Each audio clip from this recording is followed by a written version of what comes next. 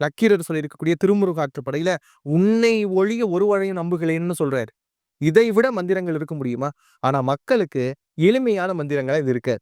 வேள்மாறலோ, அதுக்கப்புறம் கந்தர் அனுபூதியோ, கந்தர் அலங்காரமோ, நம்ம எளிமை சார்ந்து போறப்ப என்ன பண்ணலாம் அப்படின்னா, அதனுடைய பிழிவை கொடுக்கலாம். இப்ப கண்ணதாசன் பொன்மலை அப்படின்னு கனகதாரா ஸ்தோத்திரத்தை தமிழ்ல கொடுத்தாரு. இப்ப கனகதாரா ஸ்தோத்திரமும் பொன்மலையும் இருக்கு அப்படின்னு சொன்னா, அதனுடைய பிழிவு தானே தவிர அது இதுவாக மாறாது இல்லையா? அதனுடைய சொற்கள் எல்லாம் ரொம்ப இனிமையா கொடுத்திருப்பாரு. கண்ணதாசன் மாதிரியான ஆகச்சிறந்த கவிஞரையே நம்ம அப்படிதான் பொருத்துறோம். அவருடைய வாழ்க்கையில அவரே ஒத்துக்கிறாரு. அர்த்தமுள்ள இந்து மதம் மாதிரியான ஒரு நூலையும் கொடுத்திருக்கிறாரு. அது என்னதான் இருந்தாலும் ஒரு டிரான்ஸ்லேஷன் தான். கனகதாரா ஸ்தோத்திரத்தினுடைய டிரான்ஸ்லேஷன்ங்கிறப்ப ஒரிஜினல் வெர்ஷன்ல இருக்கக்கூடிய விஷயங்கள் டிரான்ஸ்லேஷன்ல இருக்குமான்னு கேட்டா அந்த அளவுக்கான பிழிவாக இருக்கு. அப்படி பார்க்குறப்ப நான் ஒரு வாசகத்தை சொல்றேன். முருகனுக்கான வாசகம்னு சொல்றது ஏற்கனவே இருக்கக்கூடிய கந்தசஷ்டி கவசம், வேல்மாறல், கந்தர் அனுபூதி மாதிரியான பாடல்களை மறைக்க செய்யுங்கிற ஒரு வேதனை இருக்கு. யாராவது நீ போய் கந்தசஷ்டி கவசம் படிப்பாங்களா?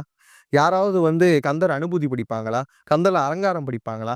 அப்ப இருக்கக்கூடிய ஏற்கனவே அருளாளர்கள் அருளி இருக்கக்கூடிய பாடல்களை மேம்போக்காக பார்க்க விடாம செய்யறதுக்கான ஒரு முயற்சி தான் இது.